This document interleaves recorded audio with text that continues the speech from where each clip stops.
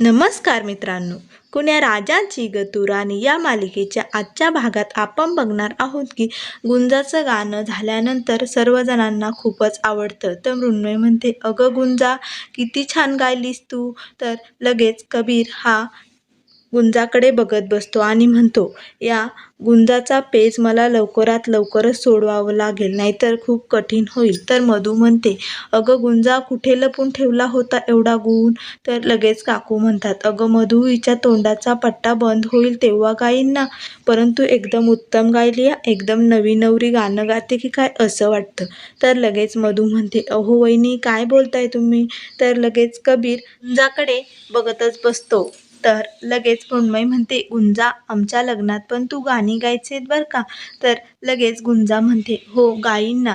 तर कबीर म्हणतो, मला हे डोंगरवाडीचं कोडं लवकरात लवकरच सोडावं लागणार आहे, ते पण लग्नाच्या आधीच. तर लगेच गुंजाही कबीरकडे बघते आणि देवाकडे प्रार्थना करत असते. तर लगेच कबीरची आजी म्हणते, अरे कबीर, तू डोंगरवाडीला गेला होता, तिथे काय काय स्टोऱ्या झाल्या तू सांगितलं पण नाही. तर कबीर म्हणतो, अगं आजू, ते सत्यजितची स्टोरी बनवायला गेलो होतो मी तिथे. तर आजी म्हणते, अरे कबीर, अशा मोठ्या स्टोऱ्या बनवताना छोट्या छोट्या स्टोऱ्या कधी मोठ्या होऊन जातात ते कळतच नाही. तर आजीचं हे बोलणं कबीरच्याही मनाला लागतं. तर तेवढ्यात मधू येते आणि म्हणते, चल आई, तू जेवून घे. तर आई म्हणते, अगं बाकीचे जण कुठे आहेत. तर ते सर्वजण कामात बिझी आहे. तर लगेच कबीरची आजी म्हणते, कबीर, आता तूही जेवून घे, माझ्यामुळे तू थांबलास, बरं झालं, मी खूपच खुश झाले.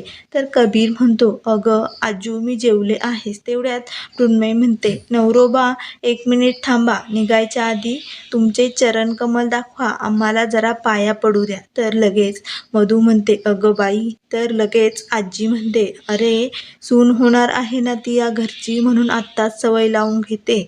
तर लगेच मृण्मयी म्हणते, आजू तू पण. तर कबीर म्हणतो, थांब मृण्मयी, पाया पडू नकोस, मला नाही आवडत पाया पडलेलं. तर मधू म्हणते, अरे पण सकाळी तू माझ्या पाया नाही पडलास का.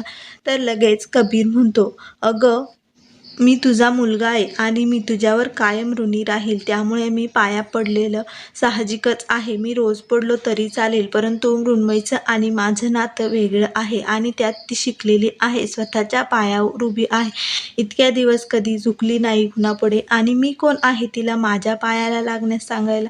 तर लगेच आजू म्हणते, एकदम बरोबर, तुला पटतंय तसं. तर मृण्मयी म्हणते, ठीक आहे, मला तुझं बोलणं एकदम पटलेलं आहे, मी नाही पडणार पाया. तर आजी म्हणते, अरे नात्यात प्रेम असलं ना, सगळं मनासारखं होतं. तर मधू म्हणते, अगं आई, म्हणून तर जोडी जमली आहे ना. तर लगेच कबीर बाहेर जातो. तर गुंजा मनात म्हणते, आता साहेबा लवकर घरी आले तर बरं होईल. तर मधू म्हणते, चला मुलींनो, पटकन जेवण करून घेऊया. तर सर्वजण टेबलावरती जेवायला बसतात. तर गुंजालाही जेवायला हाका मारत असतात. तर गुंजा म्हणते, आता काय करायचं.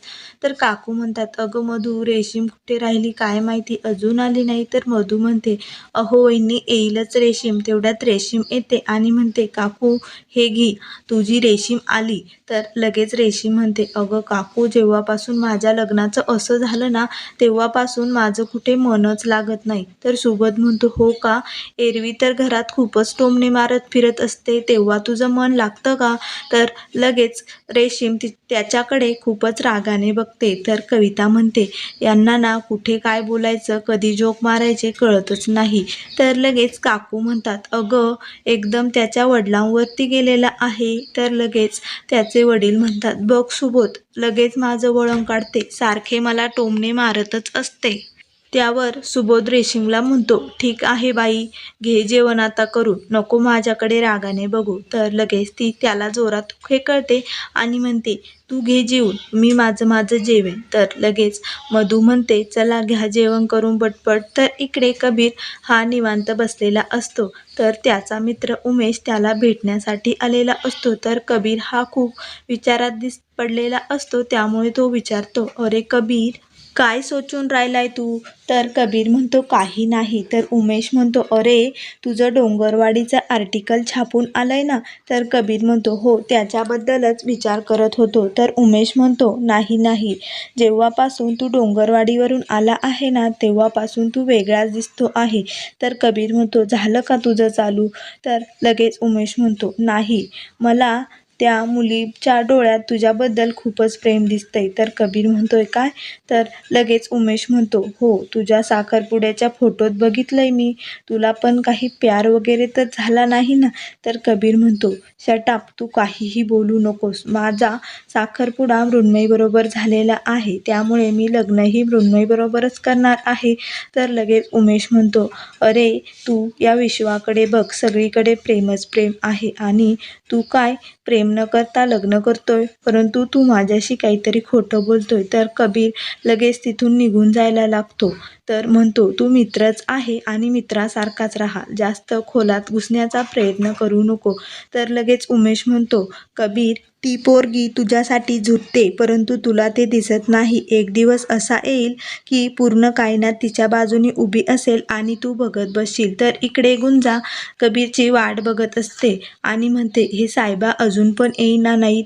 तर लगेच मृण्मयी म्हणते अगं गुंजा चल ना पटकन खीर खाऊन बघ, चाखून तर बघ. तर गुंजा म्हणते नाही नको, मी नंतर खाईन. तर लगेच रेशीम म्हणते अगं तिला कशाला देते चाखायला, जेवण बनवता बनवताच 4-5 वाट्या खाऊन टाकल्या असतील तिने. तर लगेच गुंजा ही ढेकर देण्याचं नाटक करते आणि म्हणते हो मी खरंच 4 वाट्या खीर प्यायले. तर सर्वजण खूप हसतात.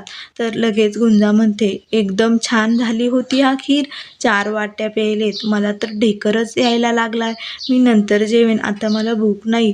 तर लगेच सर्वजण तिच्याकडे बघत बसतात. तर काकू म्हणतात काय हावरट मुलगी आहे, बाकीच्यांना पुरेल नाही पुरेल याचा काही अंदाज आहे की नाही हिला? तर लगेच कबीरचे बाबा म्हणतात अहो वहिनी पोरपटपणा आहे तिचा, जाऊ द्या. तर लगेच काकू म्हणतात असा कसा पोरखेळपणा, मला नाही पटत हे. तर मम्मी म्हणते अरे बापरे खीर खूपच छान झाली आहे, बनवणाऱ्याच्या जिभीला चटोरा पाहिजेनच ना, किती छान बनवते. तर मधू म्हणते हो गुंजानेच बनवला आहे. तर गुंजा मनात विचार करत असते आता साहेबा लवकर नाही आले तर मला तर तहानही खूप लागली आणि भूकही खूप लागली, आता मी काय करू?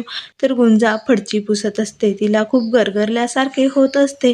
तर मधू तेथून जातच असते. तर मधू गुंजाकडे बघते आणि लगेच तिला म्हणते गुंजा तुला काही होतंय का? तर गुंजा काहीही सांगत नाही, परंतु तिला काम करवत नसते, तिला खूप गरगरल्यासारखे होत असते.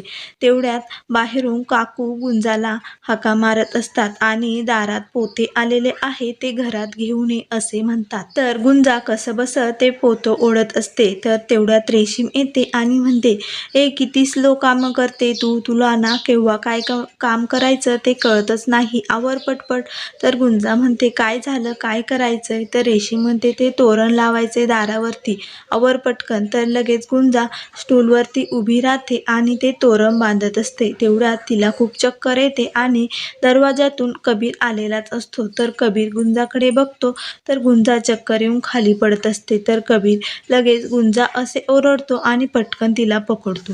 तर लगेच गुंजा ही चक्कर येऊन पडलेली असते. तर रेशीम म्हणते काकू काकू हिला काय झाले, पटकन या. तर सर्वजण बाहेर पळतच येतात. तर कबीर म्हणतो गुंजा काय झाले तुला, काय झाले? तर लगेच सर्वजण खूप घाबरून जातात. तर कबीर हा गुंजाला उठवण्याचा प्रयत्न करत असतो, परंतु गुंजा उठत नाही. तर लगेच रेशीम सर्वांना बोलावून घेते. तर सुबोध कविता सर्वजण येतात. तर सर्वजण खूप घाबरून जातात की गुंजाला काय झाले असेल. तर लगेच मधू म्हणते मला वाटलेच होते हिला नक्की काहीतरी होतंय. तर मधू म्हणते कविता पाणी आण बरं तिला. तर लगेच कबीर तिच्या तोंडावर पाणी शिंपडतो. तर गुंजा तरीही उठत नाही. मग सुबोध म्हणतो अरे पाणी पाज तिला. तर लगेच कबीर त्याच्या हाताने गुंजाला पाणी पाजतो. तर गुंजा तर खूपच खुश होते, कारण कबीरच्या हातून तिचा उपवास सुटलेला असतो. तिला लगेच ते गाणे गायलेले असते ना, त्यातले कडवे आठवते. नवरोबाच्या हातून पाणी पेलेलं किती चांगलं असतं असे तिला वाटत असते. मग तिचा हरतालिकेचे व्रत पूर्ण झालेले असते. तर गुंजा लगेच डोळे उघडून बघते. तर मधू म्हणते, अगं गुंजा, काय झालं, बरी आहेस ना तू? तर गुंजा म्हणते, हो, मी आता बरी आहे. तर कबीर म्हणतो, आणि बरं वाटत नव्हतं तर स्टूलवर काय करत होती तू? तर गुंजा काहीही बोलत नाही, कबीरकडे बघतच बसते. तर कबीरही गुंजाकडे बघून चकित झालेला असतो. तर मित्रांनो, पुढील भागात त्यांच्या शेजारचे काका काकू येतात आणि मधूला विचारतात, अगं, तुमच्या घरात ती मोलकरीण आलेली आहे, ती कशी आहे कामाला? आम्हाला खूप खूप दूर तिची चर्चा ऐकू आली आहे. तर कबीर लगेच येतो आणि जोरात ओरडतो व म्हणतो, ती आमच्या घरातली मोलकरीण नाहीये, ती घरातली व्यक्तीच आहे. तर कबीरलाही खूप राग आलेला असतो. तर गुंजाला हे पाहून खूप बरे वाटते. तर लगेच कबीरचे आई बाबा व कबीर गुंजासाठी वह्या पुस्तके घेऊन येतात आणि कबीर गुंजाला म्हणतो, हे बघ गुंजा, त्या शेजारच्या काकूंनी तुला मोलकरीण म्हटलं, हे आम्हाला कुणालाच आवडलं नाही. त्यामुळे तू आता चांगला अभ्यास कर आणि 12वीची परीक्षा देऊन तुझ्या जीवनाची वाटचाल पुढे चालू करू शकतेस तू. तर गुंजाला ते पुस्तके बघून खूपच आनंद होतो. तर मित्रांनो, अशाच मालिकेच्या अपडेट पाहण्यासाठी चॅनल